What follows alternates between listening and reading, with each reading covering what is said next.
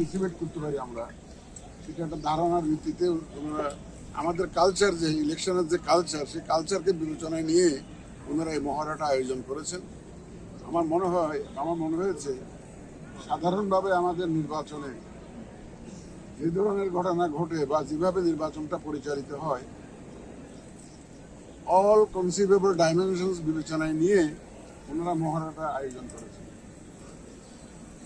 এবং আমি অত্যন্ত আনন্দিত। এবং বিজিবির কর্তৃপক্ষকে আমি আন্তরিক ধন্যবাদ জানাচ্ছি এই ধরনের একটা ট্রেনিংয়ের আয়োজন করার জন্য। যে ইলেকশন কেন্দ্রিক ট্রেনিং, এই ট্রেনিংটা, এই ইলেকশনের ডিউটিটা সবসময় আসে না, পিরিয়ডিক্যালি আসে। সাধারণভাবে বলতে গেলে, কনস্টিটিউশনালি বলতে গেলে প্রায় 4-5 বছর পর পর আসার কথা এই ধরনের ডিউটি। বিজিবি তো তাদের তো নর্মাল যে কাজ সেটা তো করেই যাচ্ছে, বর্ডার এলাকায় দেশকে রক্ষার কাজ করতেছে, স্মাগলিং কন্ট্রোল তারা আছে। আপনারা দেখলেন, সাংবাদিক ভাইরা দেখলেন যে আমাদের যে প্রস্তুতি, ইলেকশনের জন্য যে প্রস্তুতি, সেটার একটা নমুনা আপনারা দেখলেন। আমাদের বিভিন্ন আইন শৃঙ্খলা বাহিনীকে আমরা এখানে এনগেজ করব। এটা আমার তৃতীয় পরিদর্শন। আমি এর আগে পুলিশের ট্রেনিং প্রোগ্রাম আমি দেখেছি, তারা 130টা সেন্টারে ইলেকশন কেন্দ্রিক প্রশিক্ষণ দিচ্ছি তাদের সদস্যদের পুলিশের। আমি আনসার বিডিবির প্রশিক্ষণের একটা মহড়া আমি দিয়েছিলাম, সেটাও দেখেছি। ওনারাও প্রস্তুতি নিচ্ছেন ইলেকশনের জন্য।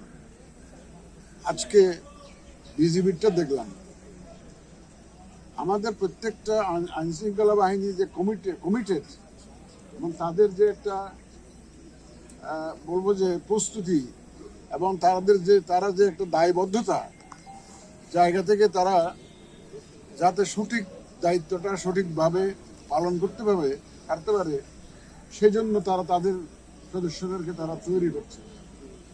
আমি অত্যন্ত আনন্দিত এবং আমাদের নির্বাচন কমিশনের পক্ষ থেকে আমি বিজিবির কর্তৃপক্ষকে আবার ধন্যবাদ জানাচ্ছি এই ধরনের প্রশিক্ষণের আয়োজন করার জন্য। এই প্রশিক্ষণ আমাদের নির্বাচনে বিশালভাবে একটা, আমি বলবো যে, প্রভাব ফেলবে এবং আইন শৃঙ্খলা রক্ষায় এটার একটা বিশাল প্রভাব থাকবে। আমি আশা করি এই সব আইন শৃঙ্খলা বাহিনী মিলে, আমাদের সাংবাদিক ভাইয়েরা মিলে, এই যে আমাদের প্রায় 13 কোটি ভোটার মিলে আমরা যে জাতিকে যে ওয়াদা দিয়েছি, আমরা এই যে একটা সুন্দর, সুষ্ঠু, নিরপেক্ষ নির্বাচন উপহার দেওয়ার জন্য আমরা সেটা ইনশাল্লাহ সবাই মিলে ইনশাল্লাহ অর্জন করব এবং ডেলিভার করব, এই প্রত্যাশা রেখে আমি আমার বক্তব্য শেষ করছি। আল্লাহ হাফেজ। একটি বিষয় জানতে চাই যে আইন শৃঙ্খলা, দেশের আইন শৃঙ্খলা পরিস্থিতি এখনো মানে নিয়ন্ত্রণের খুব একটা নিয়ন্ত্রণে নাই, মানে আইন শৃঙ্খলা পুলিশ খুব নিয়ন্ত্রণ করতে পারছে না। তো আপনি কি মনে করছেন যে এই আইন শৃঙ্খলা পরিস্থিতির মধ্যে আগামীতে নির্বাচন হওয়া সম্ভব কিনা? পাশাপাশি প্রতি বছরই ঝুঁকিপূর্ণ ভোট কেন্দ্র কতগুলো এগুলো নিয়ে আলোচনা হয়, সেইখানে আপনাদের আইন শৃঙ্খলা রক্ষা বাহিনীর মোতায়েনের পোর্শনটা বেশি থাকবে কিনা? আর একটা দলের পক্ষ থেকে বলা হয়েছে বেশি করে সেনাবাহিনী মোতায়েন, সেই ব্যাপারে আপনারা কিছু ভাবছেন কিনা? নতুন এটার সাথে আরেকটু ইন্টারন্যাশনাল মিডিয়াতে কোনো একটি দলের কোন একজন বলেছেন তারা নির্বাচনকে প্রতিহত করবেন যদি তাদেরকে এই নির্বাচনে অংশগ্রহণ করতে সুযোগ না দেয়া হয়। আরেকটা ছোট প্রশ্ন, কনফার্ম করে ফেলেছে লটারির মাধ্যমে, এবং ওই সরকার বললো যে সরকারের এক বা একাধিক উপদেষ্টা এই নির্বাচনে অংশগ্রহণ করতে পারে। সব মিলিয়ে এই বিষয়টি কিভাবে দেখছেন? আইন শৃঙ্খলা বল। আচ্ছা, যাই হোক, আসলে এটা প্রশ্নগুলো মহড়া কেন্দ্রিক হওয়া উচিত ছিল। এখন আপনারা তো লার্জার কনটেক্সটে প্রশ্ন করছেন। এটা একটা নমুনা হলো যে আইন শৃঙ্খলা পরিস্থিতি, আমি বলবো না যে একটা পারফেক্ট লেভেলে চলে গেছে, এটা বলবো না, বাট আপনারা 5ই অগাস্ট 24-এ দেখেছেন কি অবস্থা ছিল, আর এখনকার অবস্থা দেখেন, তুলনা করে। আপনি তো সেফলি ঘুমাইতে পারছেন, সেফলি আসতে পারছেন তো, এখানে পথে তো কোনো অসুবিধা আপনার হয়নি। তো সুতরাং যেন এটা তো আরো ইমপ্রুভ করবে গ্রাজুয়ালি, এবং ভোট আস্তে আস্তে, ভোটের তারিখ আস্তে আস্তে দেখবেন যে everything is falling in line এবং সব কিছু ঠিক হয়ে যাবে। আমরা তো আইন শৃঙ্খলা বাহিনীর সাথে এই কথা 30 তারিখে বোধ না 30 তারিখে আবার বসছি উইথ স্পেসিফিক প্রপোজালস অফ, এবং ওখানে সব ডেভেলপমেন্ট স্ট্র্যাটেজিটা ফাইনাল হবে।